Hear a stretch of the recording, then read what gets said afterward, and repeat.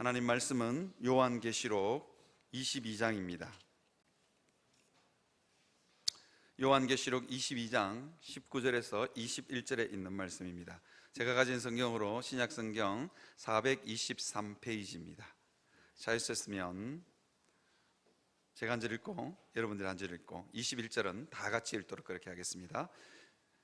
요한계시록 22장 19절에서 21절에 있는 말씀입니다. 교독합니다. 만일 누구든지 이 두루마리의 예언의 말씀에서 제하여 버리면 하나님이 이 두루마리에 기록된 생명나무와 및 거룩한 성의 참여함을 제하여 버리시리라.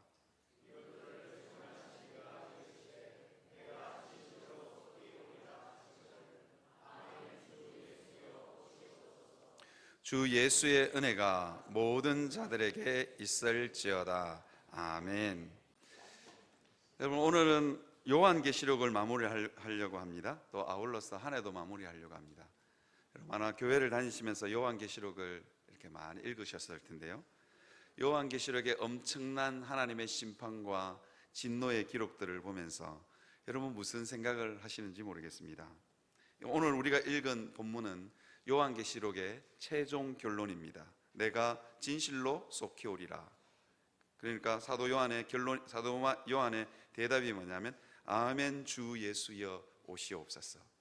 이게 뭐냐면요, 요한계시록의 그 수없는 하나님의 심판과 진노의 환상을 보고 난 이후에 사도 요한이 결론을 내리는데 아멘 주 예수여 어서 오시옵소서, 그렇게 기도하고 있습니다. 사도 요한은 이 요한계시록을 읽으면서 크게 위로가 되었고 사도 요한의 마음 가운데 엄청난 기쁨과 설레임이 밀려 들어왔던 것입니다. 저도 목회 인생길에 그렇게 짧지는 않고 길지도 않지만 이 사도 계시록을 쭉 묵상하면서 이 책이 기쁨의 책이구나, 이 책이 즐거움의 책이구나 하는 것을 깨달을 수 있었습니다. 여러분들 중에 혹시나 요한계시록을 어딘가 설교를 듣거나 공부하고 계시는 분이 있다면 요한계시록을 공부했는데 두렵다, 그건 신천지일 확률이 많습니다. 자진납세하시기를 바랍니다. 요한계시록은 읽고 나면요, 기쁨과 설레임과 위로가 가득 차야 정상입니다. 왜냐하면요, 그걸 직접 하나님의 심판과 하나님의 진노와 이 땅에 내리는 모든 재앙을 다 들여다본 이 사도 요한의 결론이 뭐냐면 아멘 주 예수여 어서 오십시오. 어서 오십시오 주님. 그래야 이 땅의 이 고통과 고난의 문제가 해결됩니다. 주님 어서 오십시오. 심판과 환난 가운데 심판과 환난 가운데서도 여전히 살아계시는 하나님을 발견했기 때문입니다. 여러분들도 2023년이 힘들고 어려웠을지는 모르겠으나 돌아보니까 여러분의 삶 곳곳에 하나님의 은혜가 부어진 흔적들을 발견할 수 있는 여러분들이 되시기를 바랍니다. 그래서 아멘 주 예수여 어서 오십시오, 그렇게 고백할 수 있는 여러분들이 되시기를 바랍니다. 요한계시록 22장 20절을 보니까요, 이렇게 얘기합니다. 이것들을 정언하신 이가 이르시되, 이것들을 정언하신 이가 누구냐? 예수님입니다. 그럼 예수님이 뭐라고 하냐면 내가 진실로 속히 오리라, 그렇게 예수님이 말씀하시니까 사도 요한이 답을 합니다. 아멘 주 예수여 오시옵소서, 그렇게 이야기합니다. 그런데 이 구절을 해석할 때 여러분, 우리는 천국은 장차 미래에 우리에게 임할 것으로 생각합니다. 그렇게 본다면 이게 내가 진실로 속히 오리라, 주님이 2000년 전에 말씀하셨는데 아직 주님 안 온 거예요. 뭔가 좀 이상하지 않습니까? 그 다음에요, 사도 요한이 이 주님이 내가 진실로 속히 오리라 그러니까 사도 요한이 아멘 주 예수여 오시옵소서, 그렇게 고백하거든요. 근데 아직 주님 안 왔잖아요. 그러면 예수님은 속히 오리라 해놓고 2000년 동안 안 왔으니까 예수님이 사기꾼입니까? 그리고 사도 요한은 아멘 주 예수여 오시옵소서 했는데 아직도 안 왔으니까 사도 요한의 기도는 아직 2000년 동안 이루어지지 않은 걸까요? 이 구절을 우리가 잘 한번 해석해 볼 필요가 있습니다. 천국이 미래에 장차 우리에게 임한다고 생각한다면 이는 반은 맞고 반은 틀린 겁니다. 왜냐하면요, 천국은 미래에 임할 천국도 있지만 현재 임하고 있는 천국도 있기 때문입니다. 그래서 천국은요, 현재 임하고 있고, 그리고 앞으로 장차 미래에 더 확실하게, 더 선명하게 우리의 삶 가운데 임할 것입니다. 이것을 가리켜서 이게 천국의 미래성과 현재성이라고 합니다. 오늘 저는 여러분들과 함께 이 천국의 현재성과 미래성에 대해서 살펴보려고 합니다. 이게요, 내가 속히 오리라, 내가 속히 오리라, 이 속히 오리라 했을 때 오리라 이 단어는요, 미래형일까요? 중고등부 이건 미래형일까요? 난 너네들이 있어서 너무 좋아. 2부 때는 이런 말 이렇게 못 하거든요. 너네들이 있어서 오리라, 이 말은, 오리라는 현재형일까 미래형일까? 그렇지, 수능에 나올 확률이 높아요. 이게 이제 우리나라 말은 오리라 그랬으니까 미래형이지만요, 히브리어 원어는 현재형입니다. 현재형. 천국이 지금도 임하고 있고 앞으로도 임한다. 영어로는요, I am coming 이렇게 했어요. 내가 지금도 오고 있고 앞으로도 올 거다. 이런 단어, 이런 뜻입니다. come이라는 단어는요, 이게 점점 가까워지다 할 때 쓰는 단어거든요. 이것도 수능에 나올 수 있습니다. come이라는 단어는 I'm coming 그러면 나 너한테 지금 다가가고 있어, 이런 뜻입니다. 천국은 우리에게 임하고 있고 앞으로 더 선명하게, 더 확실하게 우리 삶 가운데 임할 것입니다. 그래서 오늘 저는 여러분들과 함께 우리에게 임한 천국, 그 천국의 미래성과 현재성 두 가지에 대해서 여러분들과 함께 나누어 보려고, 말씀을 나누려고 합니다. 첫 번째, 장차 우리에게 임할 천국을 기대하시는 여러분들이 되시기를 바랍니다. 여러분 있잖아요, 사도 요한은 새하늘과 새 땅, 새 예루살렘, 그렇게 해서 천국의 찬란한 모습을 우리에게 그려주고 있습니다. 왜 그려줬을까요? 고난받고 핍박 가운데 있는 성도들, 삶이 너무너무 힘든 카타콤에서, 빛 하나 들어오지 않는 카타콤에서 그 삶을 이어가고 있는 성도들에게 새하늘과 새 땅의 찬란한 모습, 새 예루살렘의 찬란한 모습, 거기에는 모든 길이 황금빛이고 수정바다가 있는 찬란한 천국의 모습을 그려주고 있습니다. 왜일까요? 기대하라는 것입니다. 소망하라는 것입니다. 이게 천국은 로마의 화려함에 있는 것이 아니고 어디 있다고요? 현재 핍박받고 고난받고 삶이 여전히 고통 가운데 머물러 있는 교회, 아소아시아 7교회에 천국이 임하고 있고 앞으로도 임할 것을 예언하고 있습니다. 그러니까 카타콤에 살아가고 있는, 고통 가운데 고난 가운데 있는 성도들아, 장차가 아니죠, 임했고 장차 지금 현재 임하고 있고 앞으로 임할 천국을 기대하고 소망하면서 살아라 라고 사도 요한은 우리에게 이야기해 주고 있는 것입니다. 여러분, 기대와 소망은 언제나 우리로 현재의 고난과 고통을 이겨내는 양약입니다. 여러분, 제가 질문 하나 드릴까요? 제가 30대인가요? 40대 초반에요.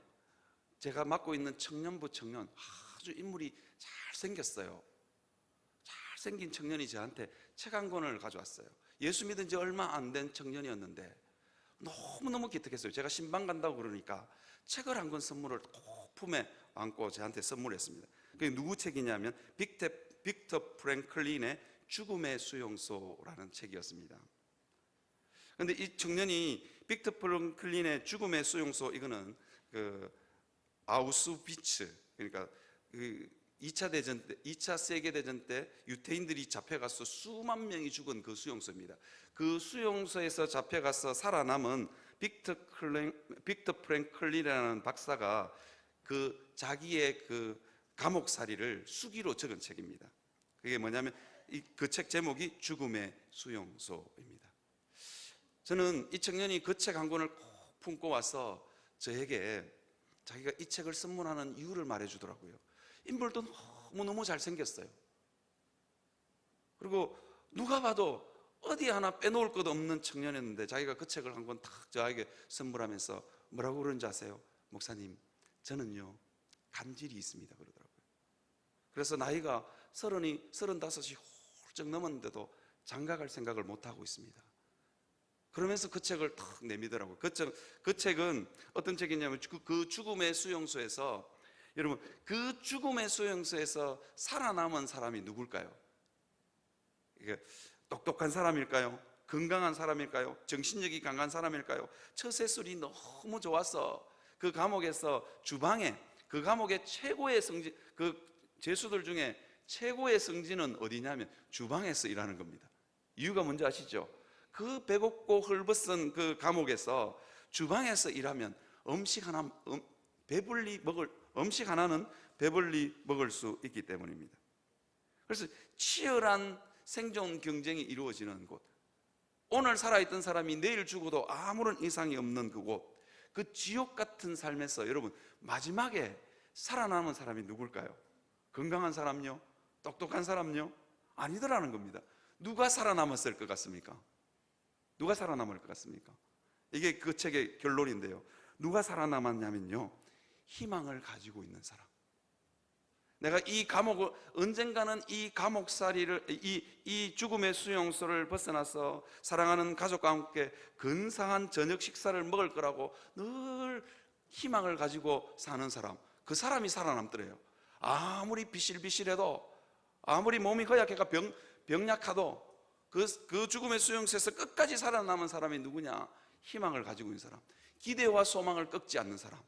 그런데요, 몸 건강하고 일도 너무너무 잘하고 그런 사람인데도 희망이 꺾이는 순간 병이 찾아오고, 희망이 꺾이는 순간 그 사람도 그냥 돌을 깨내는 돌에 깔리든지 수레에 깔리든지 무슨 사고가 일어나더라는 겁니다. 왜 그러니까 희망이 꺾이니까 집중력이 떨어지고, 그러니까 돌에 깔리기도 하고 그 돌을 싣는 수레에 깔리기도 하고, 그것도 아니면 희망이 꺾이는 순간 어느 날 갑자기 아픈 거예요.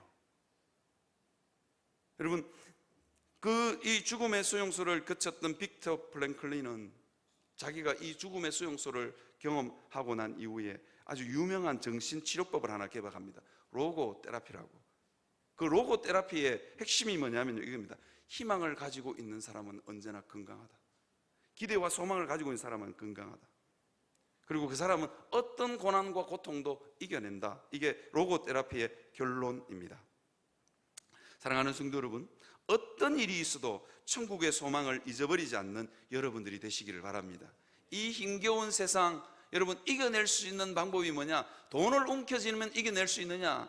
몸이 병들지 않으면 몸이 건강하면 이겨낼 수 있느냐? 착각입니다. 세상에 아무런 부와 명예를 쌓아보십시오. 그런다고 할지라도 우리 삶 가운데 몰아치는 고난과 고통의 문제를 이겨낼 수 있는 것이 아닙니다. 천국에 소망이 있을 때 우리는 그것을 이겨낼 수 있습니다. 그래서 우리에게, 여러분, 제가 장례식에 설교를 하면 늘 하는 예화가 있습니다. 뭐냐면요, 이게 고향길 가는 길, 고향 가는 길, 명절이 돼서 고향 가는 길, 여러분 얼마나 험한지 모릅니다. 지금은 서울에서 부산까지 오는데 5시간, 6시간만 오면 되지만요, 제가 한 20년 전, 10년 전만 해도 서울에서 부산까지는 24시간 걸릴 때도 있었어요. 21시간씩 걸릴 때도 있었고요. 근데 그 길이 굉장히 고달프고 힘들고 어렵습니다. 그런데요, 명절날 서울에서 자가용 끌고 그 막히는 고속도로를 뚫고 내려오는 사람들 중에서 나는 슬퍼하거나 찡그리는 사람을 본 적이 없어요. 이유가 뭘까요? 그 길 끝에는 그 길을 다 가고 나면 누가 기다리고 계신다고요? 고향집에 내 사랑하는 아버지, 어머니가 기다리고 있기 때문입니다. 그죠? 그 길이 좀 험할 수도 있고, 그 길이 좀 막힐 수도 있고, 그 길이 너무너무 고달플 수도 있습니다.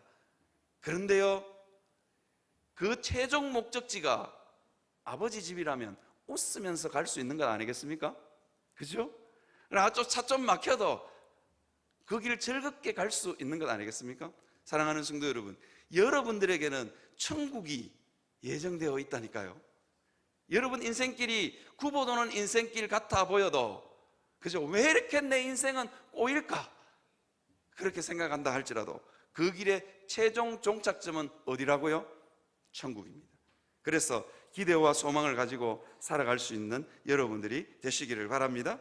세상살이가 아무리 힘들어도 기왕 갈 거 안 갈 거 아니죠. 중고등부 공부가 아무리 힘들어도 안 갈 거 아니잖아요. 그죠? 기왕 갈 거 여러분 웃으면서 기대와 소망을 가지고 갈 수 있는 여러분들이 되시기를 바랍니다. 그죠? 그렇게 가는 게 행복한 길입니다. 자꾸 옆 사람 쳐다보고 비교하면요, 천국의 기대와 소망이 사라집니다.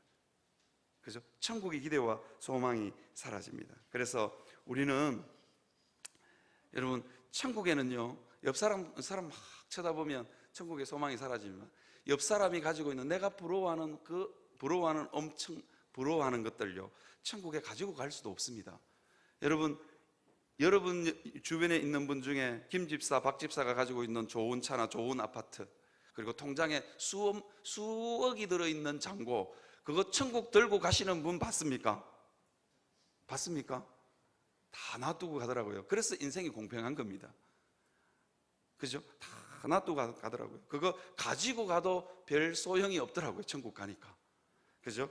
부자와 나사로 이야기에서 수 없는 재산을 모았던 그 부자는요, 하루아침에 그거 다 남겨놓고 가더라는 겁니다. 부자와 나사로 이야기에서 그 부자가요, 자기가 가지고 있는 재산 다 천국에 가져갔더라도 그거 아무 소용 없습니다. 이유가 뭔지 아십니까? 천국에 있는 길은 다 황금길이에요. 부자가 있는 그 재산 아무리 끌고 가본들 거기 가면 뭐죠? 세 발에 핍니다. 그거 들고 온 것 자체가 너무 부끄럽고 초라해요. 여러분들이 수억 통장 천국에 가져가 봤자 여러분 길이 다 황금길인데 그거 가지고 어깨에 힘도 줄 수도 없고 내 좀 가졌네 이러면서 잘난 척 할 수도 없습니다. 그죠? 그러니까 천국에는 내 옆에 있는 사람들이 부러워하는 것들 다 놔두고 가는 것이 천국입니다. 여러분, 천국에 최종적으로 가져갈 수 있는 게 뭘까요? 최종적으로 가져갈 수 있는 거 다 하나 있습니다. 뭘까요? 아직 모르십니까? 가져갈 수 있는 거 다 하나, 믿음입니다. 믿음. 천국에 대한 기대와 소망. 그러면서 뭐라 그러냐면요, 부자 나사로가 아니죠.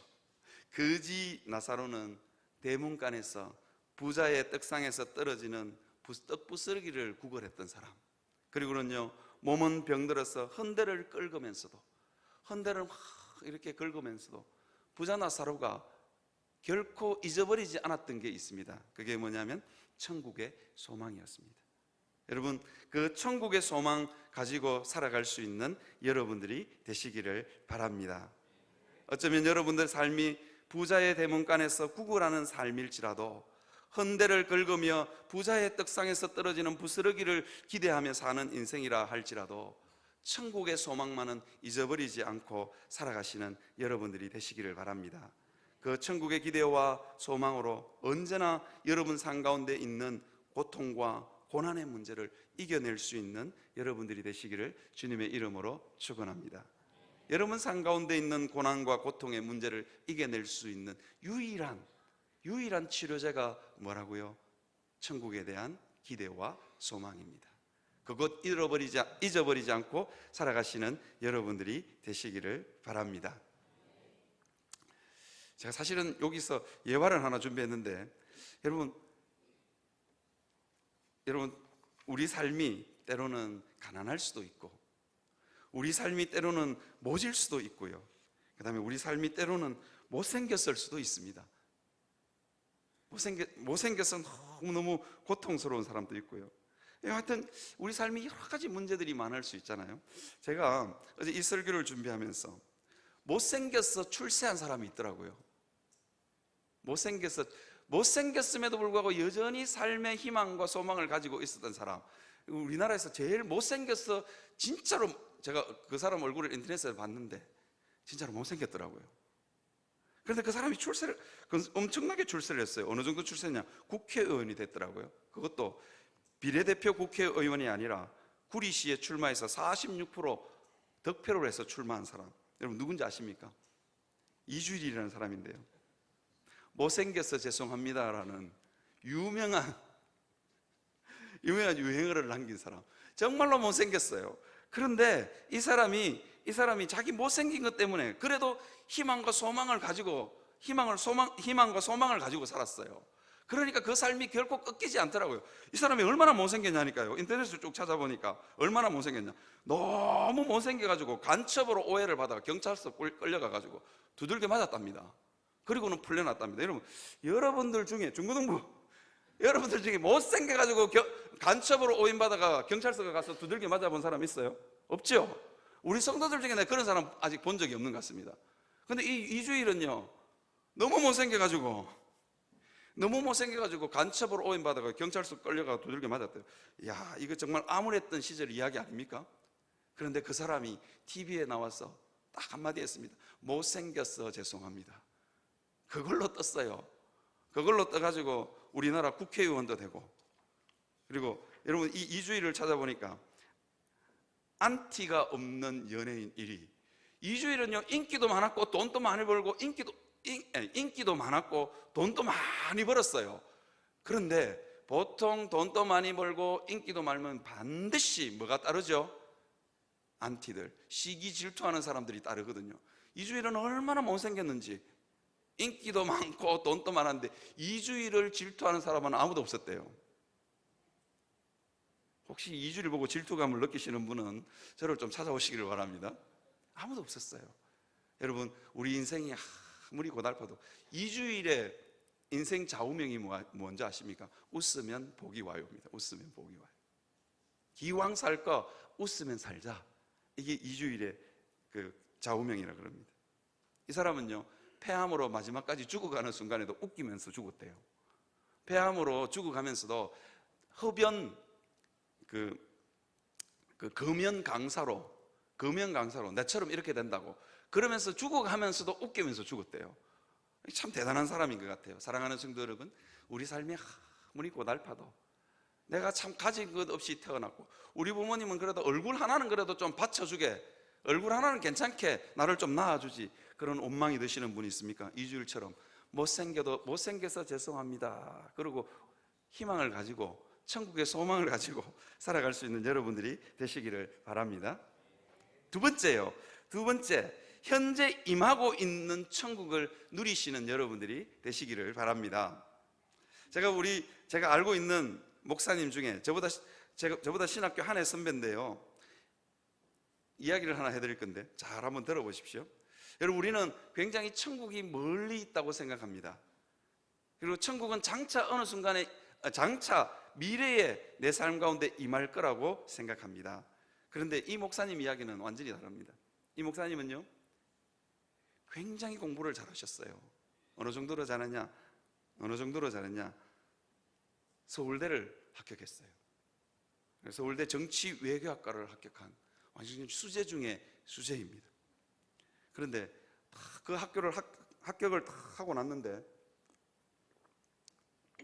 고등학교 다닐 때 열심히 공부해서 서울대를 합격했는데, 합격하고 3월 달부터 자기 인생이 너무 허무하더래요.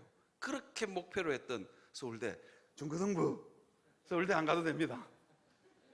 서울대 꼭 갈 필요 없어요. 갈 수 있으면 가고, 갈 수 있으면 가고 꼭 갈 필요는 없는 것 같아요. 서울대를 갔는데 인생이 너무 허무한 거예요.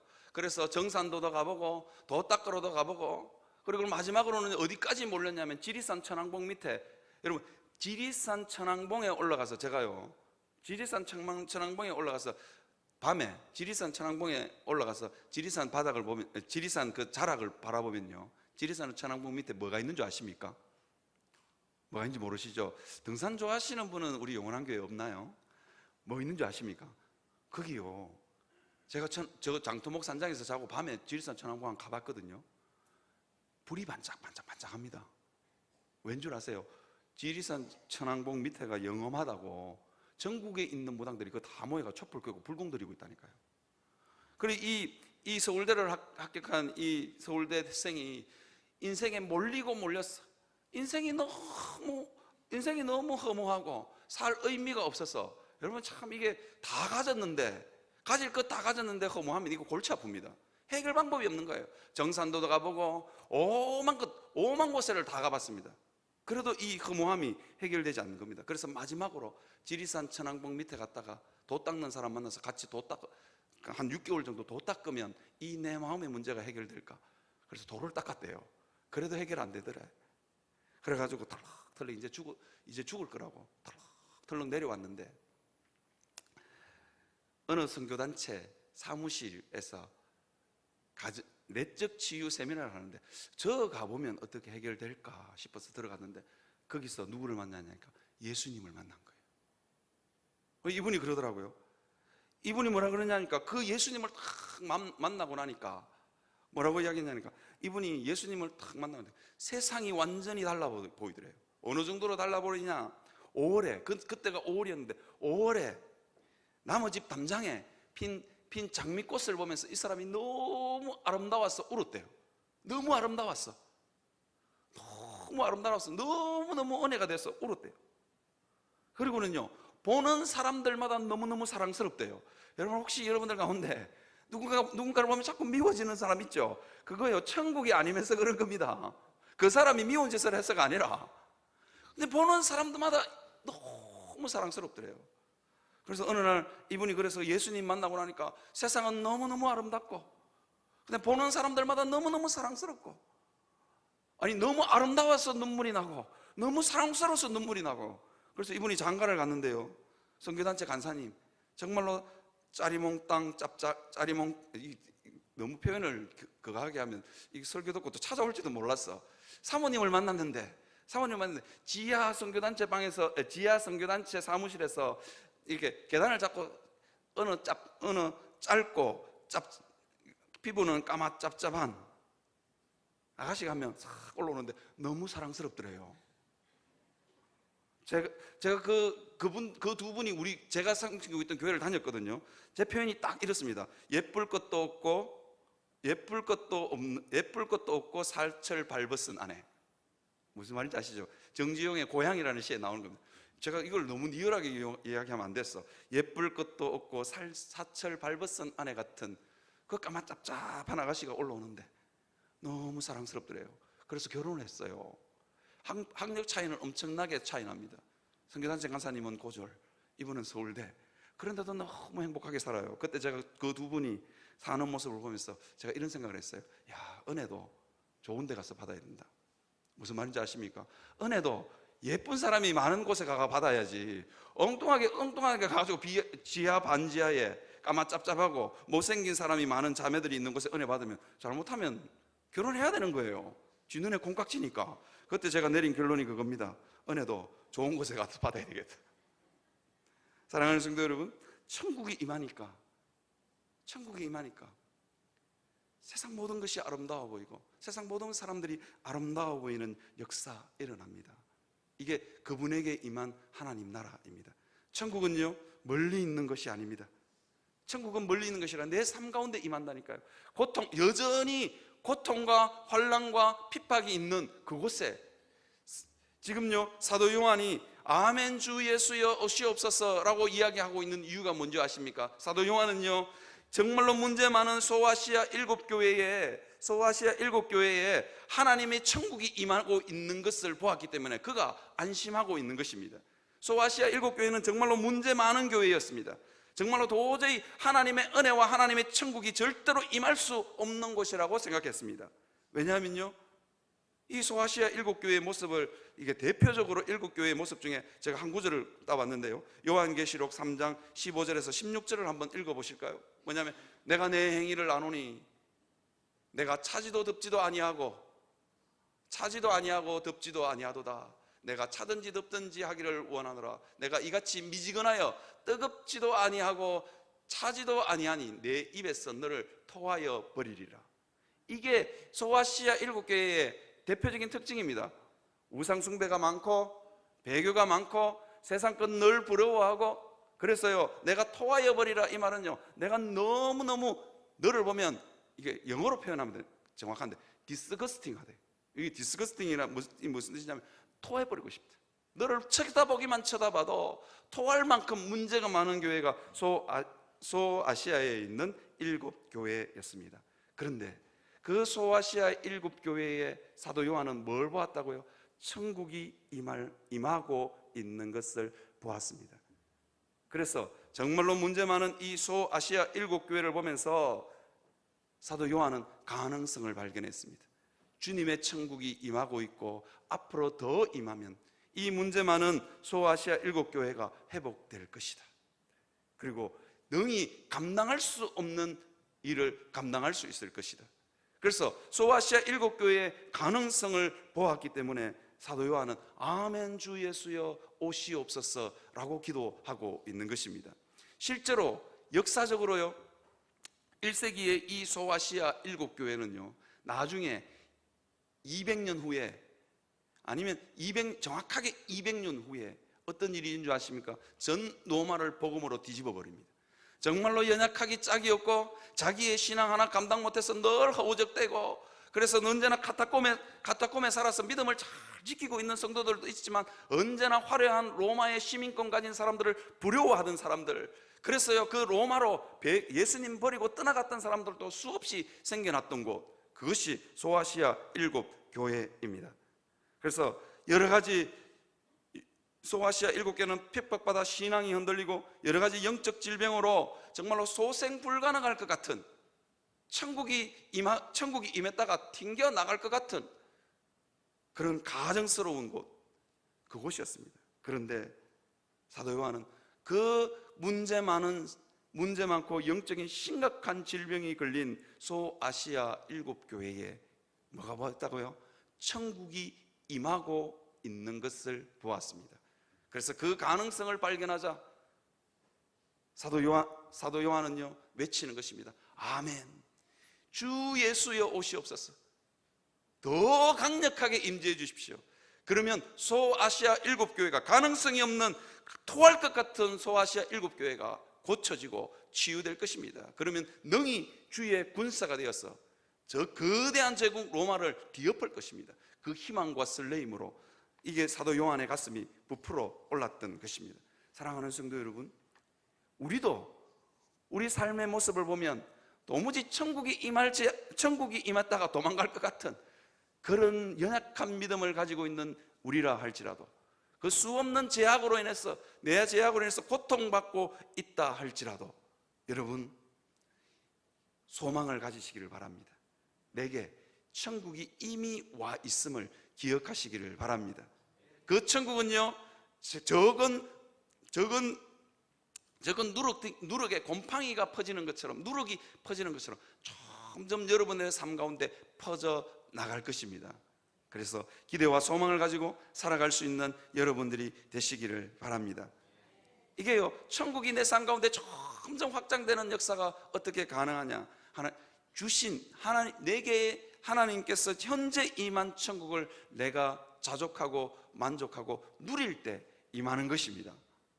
무슨 말인지 아시겠죠? 현재 임해 있는 내 삶 가운데 주어진 하나님의 은혜와 내 삶 가운데 찾아온 이 천국을 내가 자족하고 누릴 때 하나님의 천국은 더 강력하게 우리 삶 가운데 임하는 것입니다. 그런데 우리는요 자꾸만 어떻게 하냐면 옆 사람을 쳐다봐요. 그리고 옆 사람을 찾아보니까 내게 임한 천국조차도 잊어버리고 살아가는 게 우리입니다. 제가 이야기를 하나 해드릴까요? 이솝 우화에 보면 이런 이야기가 나옵니다.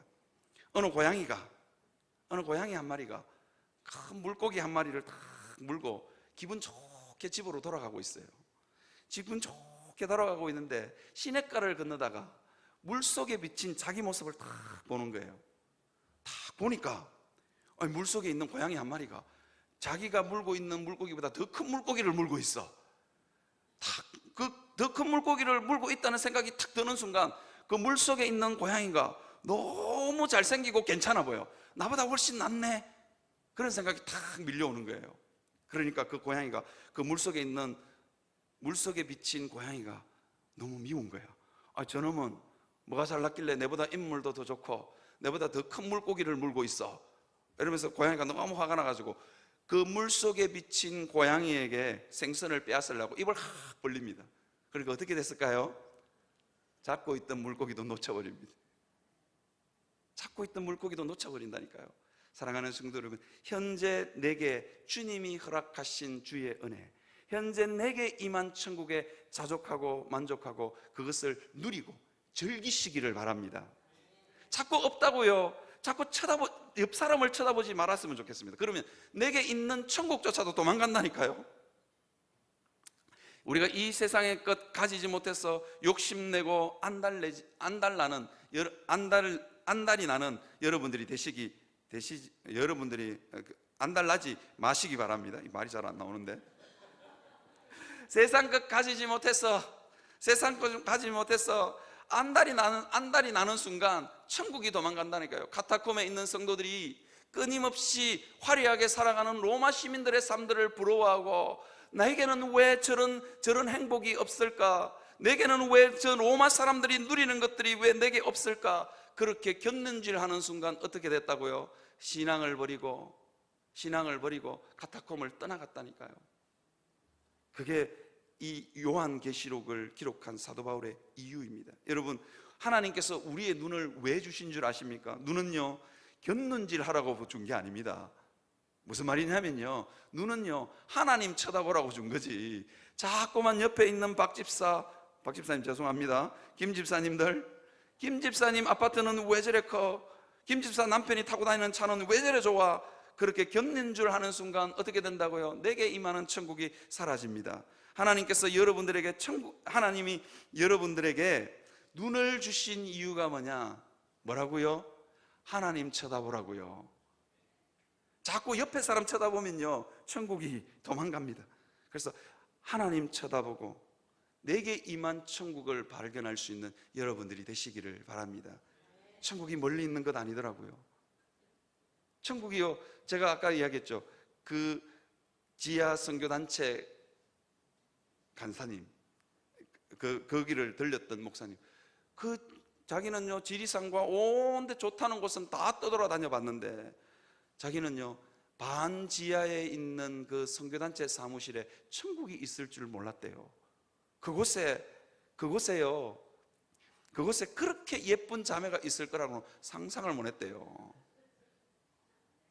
그런데 이분이요 장가를 진짜 잘 갔어요. 진짜 목사가 되고, 서울대 출신임에도 목사가 돼가지고 어디 갔냐면 진짜로 시골교회만 2군데서 목회하시거든요.